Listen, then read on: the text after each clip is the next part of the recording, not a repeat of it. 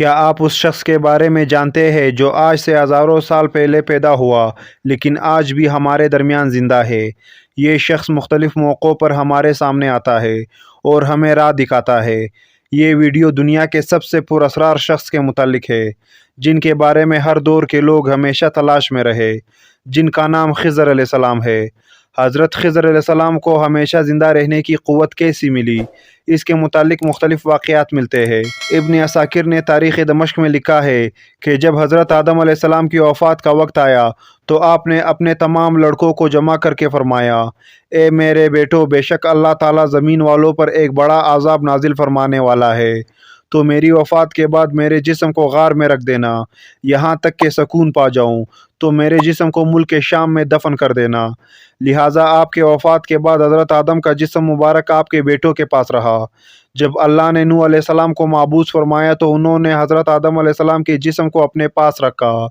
جس وقت اللہ نے زمین پر طوفان بھیجا اور پوری زمین ایک زمانے تک ڈوبی رہی، پھر طوفان ختم ہونے کے بعد حضرت نوح علیہ السلام بابل شہر میں آ کر ٹھہرے اور اپنے تینوں بیٹوں سام، حام اور یافس کو وصیت کی کہ آدم علیہ السلام کے جسم مبارک کو اس غار سے لا کر شام میں دفن کر دو جہاں انہوں نے وصیت کی تھی۔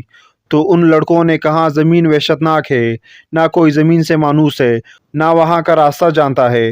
حضرت نوح علیہ السلام نے کہا، حضرت آدم علیہ السلام نے اس شخص کے لیے جو ان کے جسم کو دفن کرے گا قیامت تک زندہ رہنے کی دعا کی ہے۔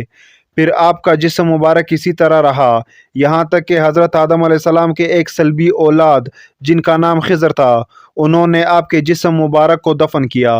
اللہ نے حضرت آدم کی دعا قبول فرمائی تو حضرت خضر علیہ السلام جب تک اللہ چاہے گا زندہ رہے گا۔ حضرت خضر کی کنیت ابو العباس اور نام بلیا تھا، ان کے والد کا نام ملکان تھا۔ حضرت خضر علیہ السلام کی یہ خصوصیت تھی کہ آپ جس جگہ بیٹھتے تھے وہاں آپ کی برکت سے ہری ہری گھاس اگ جایا کرتی تھی، اس لیے لوگ آپ کو خضر کہتے تھے، جس کے معنی سبز چیز ہوتی ہے۔ ایک روایت کے مطابق آپ حضرت ذوالقرنین کے خالازاد بھائی تھے۔ حضرت ذوالقرنین اللہ کے ایک نیک بادشاہ تھے جنہیں اللہ نے زمین کے بڑے حصے پر حکومت عطا فرمائی تھی۔ حضرت خضر حضرت ذوالقرنین کے وزیر تھے۔ کتابوں میں حضرت خضر علیہ السلام کی لمبی عمر اور موت نہ آنے کی وجہ یہ بھی لکھی گئی ہے کہ آپ نے آب حیات نامی ایک چشمے کا پانی پیا تھا۔ آب حیات کے بارے میں یہ بیان کی جاتی ہے کہ جو اسے پیے گا یا اس میں غسل کرے گا اسے کبھی موت نہیں آئے گی۔ توریت کے باب یوحنا میں آب حیات کا ذکر یوں ملتا ہے، پھر اس میں مجھے بلور کی طرح چمکتا ہوا آب حیات کا ایک دریا دکھایا جو خدا کے تخت سے نکل کر اس شہر کے درمیان میں بہتا تھا، اور دریا کے پار زندگی کا درخت تھا۔ آب حیات کا ذکر قدیم داستانوں اور کتابوں میں بھی ملتا ہے۔ ان داستانوں میں 3 شخص کا ذکر کیا گیا ہے جو آب حیات تک پہنچ گئے تھے۔ ان میں ایک حضرت الیاس علیہ السلام، دوسرے حضرت ذوالقرنین اور تیسرے حضرت خضر علیہ السلام ہے، جن میں صرف حضرت خضر اور حضرت الیاس کو ہی وہ پانی نصیب ہوا۔ روایتوں کے مطابق ذوالقرنین نے قدیم تاریخی کتابوں میں پڑھا تھا کہ سام بن نوح کی اولاد میں سے ایک شخص چشمہ حیات سے پانی پی لے گا تو اس کو موت نہیں آئے گی، اس لیے حضرت ذوالقرنین نے اس پانی کی تلاش میں مغرب کا سفر کیا۔ ذوالقرنین کے علم میں یہ بات آئی کہ آب حیات اندھیرے راستوں میں موجود ہے اور وہاں 360 چشمے ہیں، لہٰذا ذوالقرنین نے اپنے لشکر سے 360 لوگوں کو چنا اور ہر ایک کو ایک ایک مچھلی دے کر حضرت خضر کی سربراہی میں روانہ کیا۔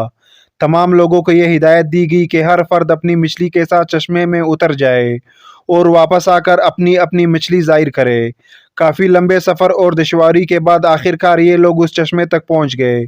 جب واپس آئے تو ذوالقرنین نے کہا کہ سب اپنی مچھلی جمع کروا دے، لہٰذا سب نے اپنی مچھلی ان کے سامنے پیش کر دی سوائے حضرت خضر علیہ السلام کے۔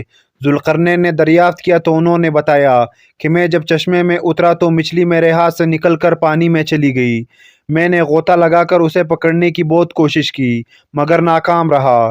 ذوالقرنین نے کہا، وہ پانی آپ کے مقدر میں تھا۔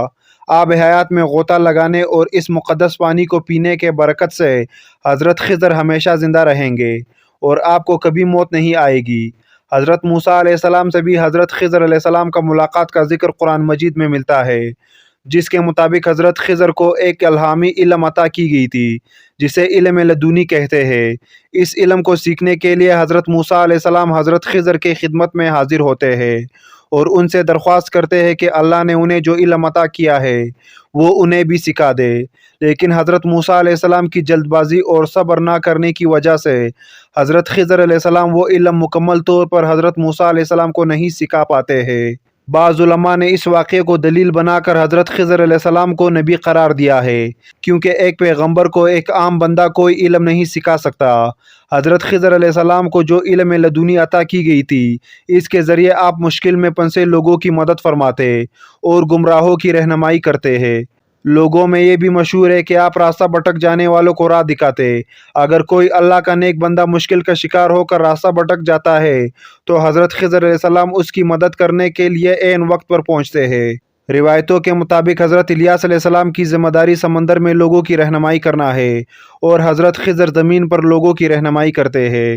بعض روایتوں کے مطابق حضرت خضر علیہ السلام نے حضرت محمد صلی اللہ علیہ وآلہ وسلم کے ہاتھوں پر بیعت بھی کی ہے اور مدینہ میں آپ صلی اللہ علیہ وآلہ وسلم سے ملاقات کے لیے بھی آیا کرتے تھے۔ اس کے علاوہ عمر بن عبدالعزیز سے بھی حضرت خضر کی ملاقات ثابت ہے۔